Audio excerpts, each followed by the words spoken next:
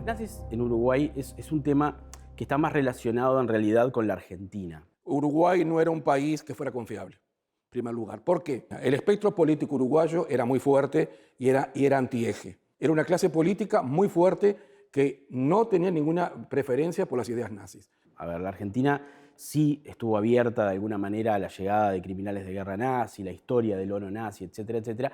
Pero Uruguay en ese momento, cuando se da el fin de la Segunda Guerra Mundial y obviamente se da lo que se llamó la ruta de las ratas, ¿no? La llegada de alguna manera de muchos criminales escapando de, obviamente, juicios que se iban a dar y obviamente del espíritu revanchista que se estaba gestando, Uruguay se encontraba en otra situación política. Uruguay, de alguna forma, en los años 30 fue muy amable con el nazismo, con el fascismo, con el franquismo español. Lo interesante acá es que, si bien tenemos algunos criminales de guerra que aparecieron en Uruguay y tenemos data sobre ellos, no fue como en Argentina o Paraguay o en otros lugares. Pero si comparamos que en la Argentina llegaron alrededor de 6.000, 7.000 de todas partes del mundo, no solamente alemanes, para que Uruguay lleguen 2, 3, hay una diferencia muy grande.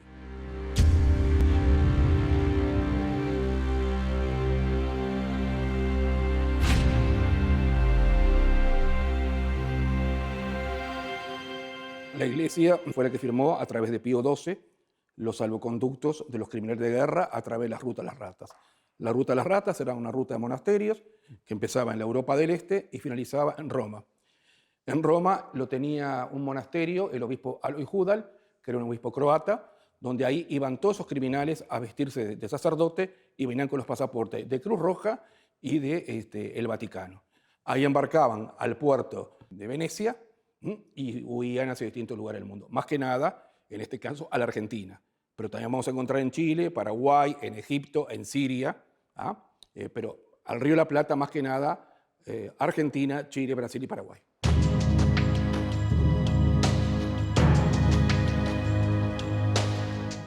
Los primeros vínculos son el gobierno de Terra. Gabriel Terra, que era un vallista, que de alguna manera no tenía buena relación con Valle, que Valle no lo dejaba ascender políticamente. Con la muerte en 1929 del líder del Partido Colorado, del líder del vallismo, obviamente, comienza a ascender.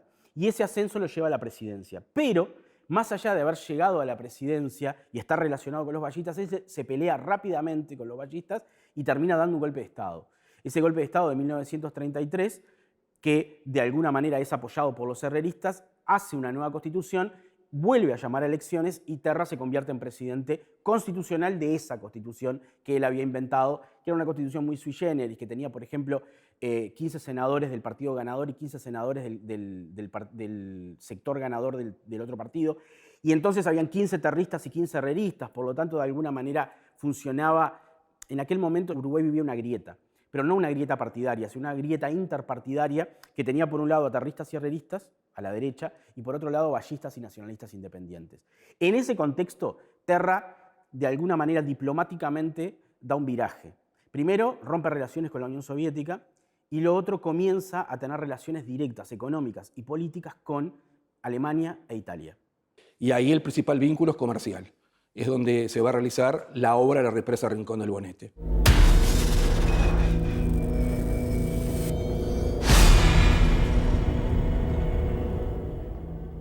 El gobierno uruguayo con Mussolini tenía una relación directa en época de Terra. La relación entre Mussolini y el gobierno uruguayo era buena, por una razón muy sencilla. El embajador, que llega más o menos en la misma época que Terra asume el poder, que era Serafino Masolino, era un conde que tenía mucho arraigo en el gobierno de Mussolini. De hecho, había sido uno de los organizadores de la marcha sobre Roma, que es la famosa marcha de todos los fascistas sobre Roma, que de alguna manera precipita la caída del gobierno constitucional. Ese embajador tenía relación directa con Terra, tan directa que Terra, como presidente, iba a los banquetes que organizaba, entre obviamente todos fascistas, en Uruguay este embajador. Este embajador además, por ejemplo, mandó hacer un monumento a Garibaldi en Salto. La comunidad italiana, que fue muy importante en esto, estaba dividida. Cuidado, no era toda fascista. Había un lugar, una parte de esa comunidad que estaban en contra de la invasión a Etiopía, por ejemplo, por parte de los fascistas, y estaban totalmente en contra del gobierno de Mussolini. No tenemos los medios de comunicación que tenemos ahora, no tenemos un Google que nos diga dónde están las cosas. Obviamente, ¿qué veía el inmigrante, que era más o menos el que tenía esa tendencia, más allá que había uruguayos? Era que había una Italia ordenada, el tren salía en hora, Italia estaba limpia, Italia estaba en orden. Eso es lo que admiraban. Después, bueno, los falangistas que estaban dándole lucha contra el comunismo y que evidentemente eran un bastión para frenar el comunismo en Europa. Y mucha parte de la sociedad uruguaya se afilia a esa tesis. Después, cuando llega la información de los campos de exterminio, de los campos de concentración, de las barbaries cometidas, la gente empieza a tomar distancia. Y Uruguay se transforma en un país, ahí sí, totalmente pro-aliado, que le declara la guerra inclusive al eje, ¿no?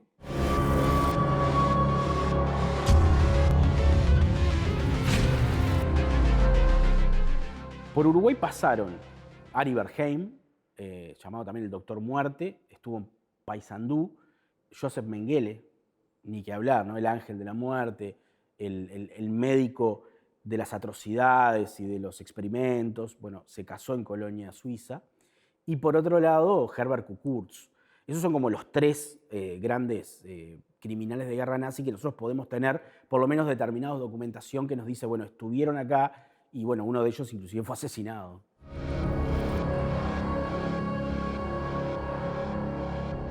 Ari Berheim, que usó el nombre de Klugsnitz, Dr. Klugsnitz, en la ciudad de Paysandú, atendiendo en el hospital modelo, era un otorrinolaringólogo que había pasado por el campo de Mauthausen.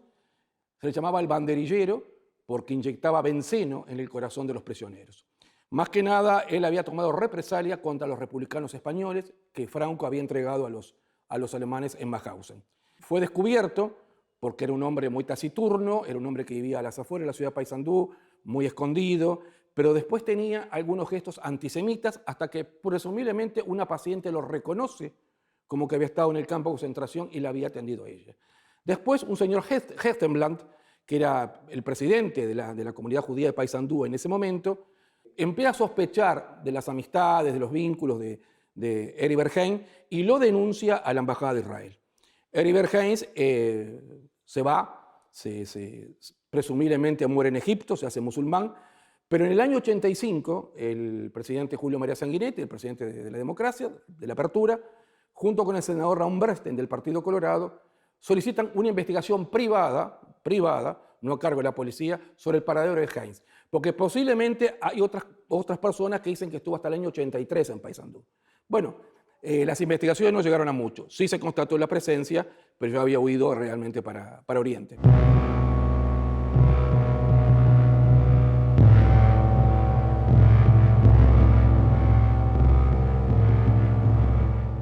Quien salta a la vista es Joseph Mengele, el ángel de la muerte, porque Mengele estuvo en Colonia, se casó en Colonia Suiza, y una particularidad es que se casó con su nombre. ¿Por qué se casa con ese nombre original cuando los aliados estaban arriba de él? Es porque evidentemente quedaba fuera de lo que era la herencia de la familia Mengele, que era un capital muy grande en maquinaria agrícola. Por lo cual, en Nueva Helvecia, sin dudas, contó con un paraguas protector de nazis uruguayos y evidentemente de otros que ya estaban radicados en el lugar, en Nueva Helvecia Colonia. Llegó a Nueva Helvecia, como ya dijimos, con su nombre original, y se alojó, presumiblemente, en un convento de las hermanas alemanas. Luego vivió en una casa en el centro de Nueva Helvecia. Algunos historiadores sostienen que estuvo una semana, unos días.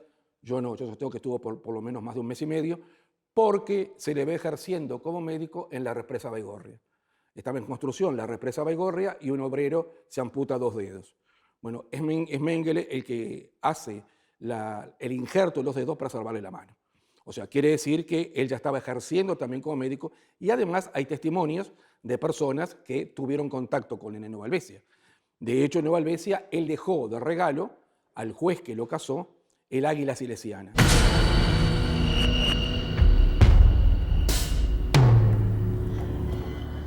Herbert Kukurtz era un nazi de Letonia, un nazi letón, que obviamente escapa y se va a Brasil. Había sido un piloto de la Fuerza Aérea Lituana, de mucho renombre, que había combatido muy bien la Segunda Guerra Mundial. Y después le dan tareas, evidentemente, de trabajo de campo, donde él comete la barbarie de matar a 30.000 judíos. Por un lado, la familia de Kukurtz, hasta hoy en día, siguen diciendo que él no fue un criminal de guerra nazi, que hay un error, que él no era un criminal de guerra, que estaba de alguna manera obligado a formar parte del ejército, pero que no cometió los crímenes que dicen. Él escapa a Brasil y pone en San Pablo un negocio de motos acuáticas, de juegos acuáticos, hasta que el Mossad lo descubre. Israel solicita la extradición de Kukurz y Brasil le dice que no. El Mossad decide, en este caso, asesinar a Kukurz en Uruguay. O sea, armar un plan para asesinarlo. Prepara todo un operativo, ¿ah?, con personalidades de distintos ámbitos del Mossad que venían con pasaportes falsos y que eran holandeses, noruegos, etcétera, que venían a invertir en Uruguay en el mismo negocio que él. Un agente del Mossad escribió un libro donde él cuenta cómo fue esta historia desde su punto de vista. Él narra que se armó una estrategia en la cual esta persona debía acercarse a Kukurz, seducirlo desde el punto de vista laboral con una especie de negocio impresionante que estaba armando y qué sé yo. Se acercó a él, se hizo amigo, etcétera, y lo convenció de venir a Uruguay. Kukurz durante un año entra y sale del país como si nada. Se aloja en lo que es hoy el Hotel Radisson, en aquel entonces Victoria Plaza Hotel, alquila un Volkswagen, hasta que un día se da cuenta que en la casa que alquila en la zona de Solimar era una trampa. Y es en Uruguay, en Shangri-La, en una casa que estaba para alquilar, que lo asesinan. Esto fue en el año 1965, lo dejan en un baúl en la zona de Solimar y colocan el cartel Los que no olvidan. Llaman al diario La Noche, al cronista Dolce, para decirle que había un criminal de guerra muerto en Solimar. Y ahí se hace cargo el famoso comisario Alejandro Otero sobre las tareas de inteligencia. Y después, casi de 30 años, el director del Mossad, en una conferencia de prensa, rompiendo todas las reglas de lo que es la inteligencia a nivel mundial, dice: yo maté a Kukurz. Ese fue el desenlace de Eber Kukurz.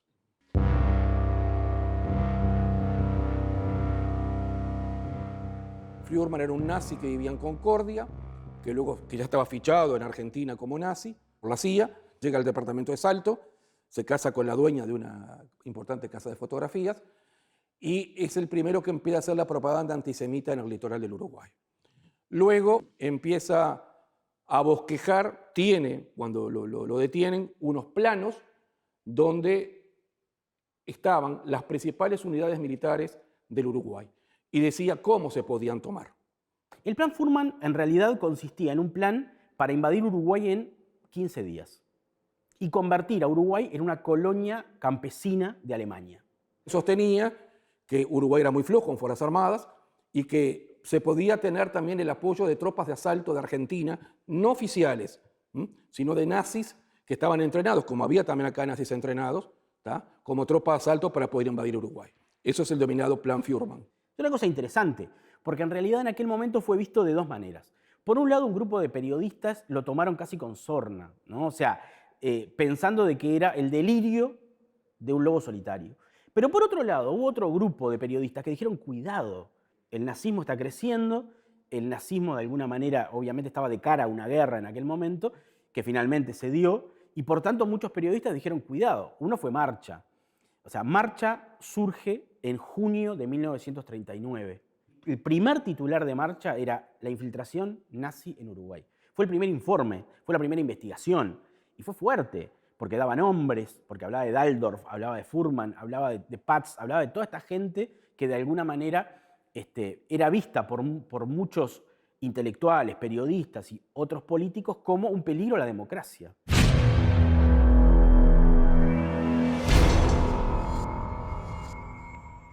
El RIM, por ejemplo, sacaba una radio y transmitía en onda corta los discursos del Figura. Y ahí los estudiantes del Liceo Rodó se iban a agarrar a patadas a la confitería del Oro del Rin. Había lugares de reunión. Estaban las famosas células nazis. La más grande, la de Rincón del Bonete. La más grande. Pero después había en Peñarol, en el Cerro, en Paysandú y en el litoral de Uruguay. Esos los ubican perfectamente la justicia y la creada Comisión de Actividades Antinacionales, que es a solicitud del diputado socialista José Pedro Cardoso, que hace las investigaciones sobre la presencia nazi en el Uruguay.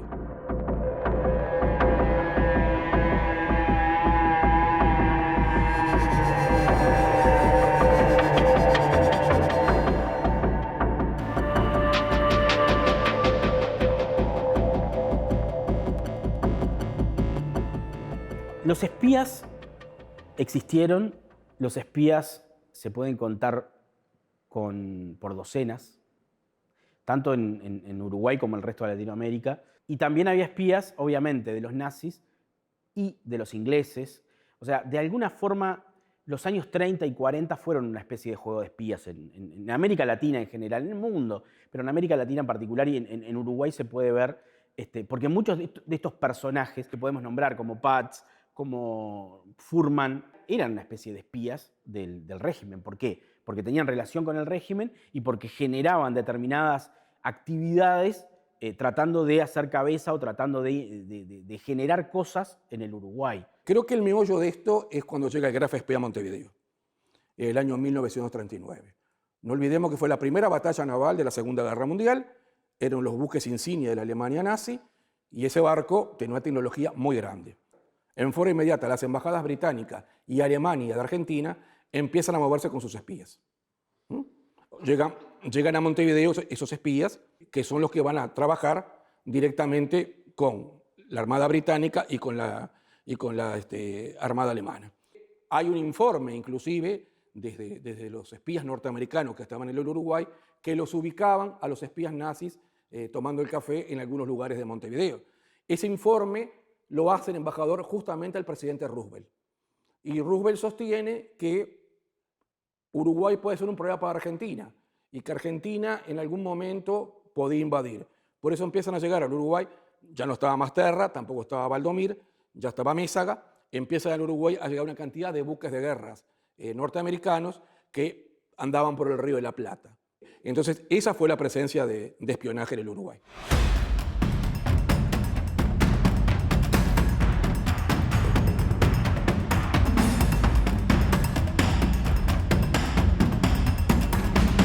El nazismo después de ese cambio de fuerzas que se da en el 42 con el golpe de Valdomir, con la llegada de los ballistas, de alguna manera obviamente comienza a replegarse y se mete en cuarteles de invierno. Quedaron algunos marineros del Graf Spee porque se casaron con hijas de gente de la colectividad alemana. De esos testimonios que hubieron de esa época, y prácticamente no hay nada porque se fueron.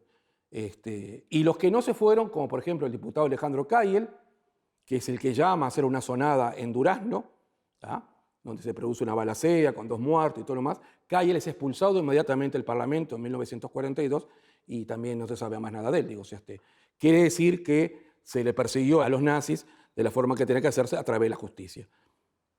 Ya de ese pasado no nos queda absolutamente nada. Solamente el Águila y Graf Spee y lo que queda de Graf Spee en el Río de la Plata, en la zona de Punta Espinillo.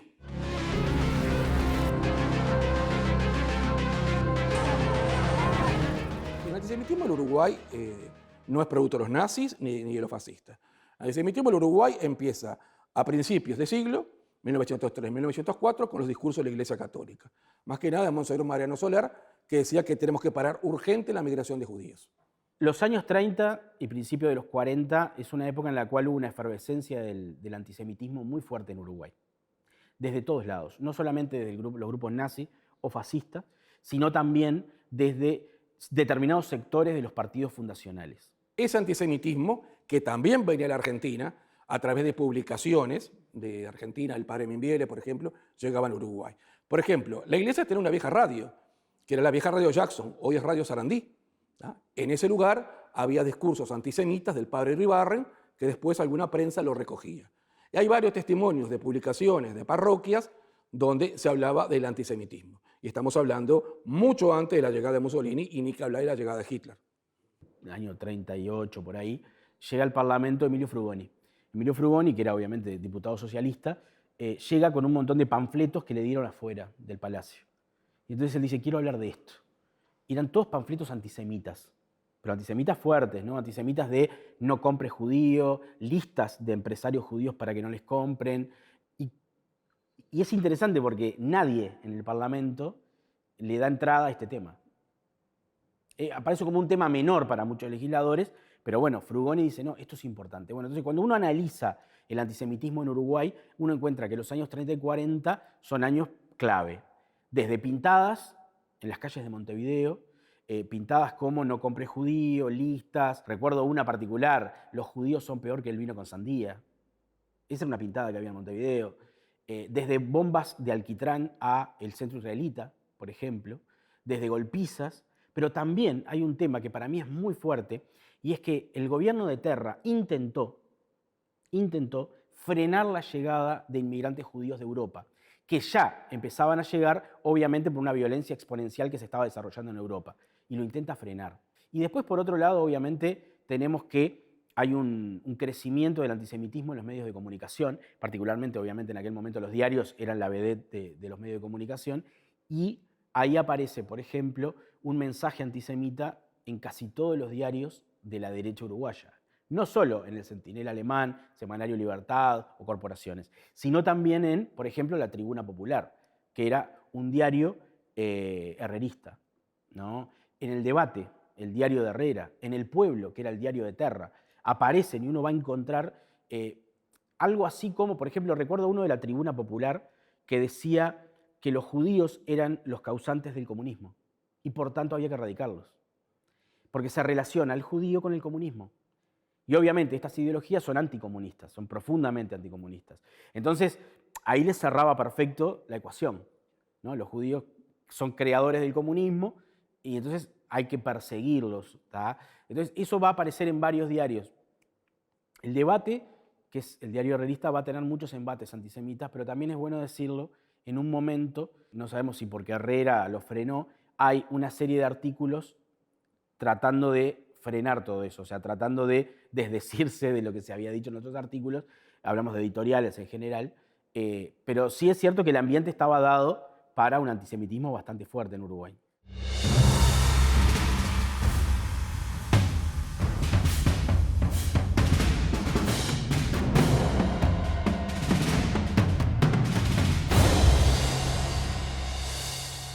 En nuestro país, evidentemente, algunos grupos neonazis operan.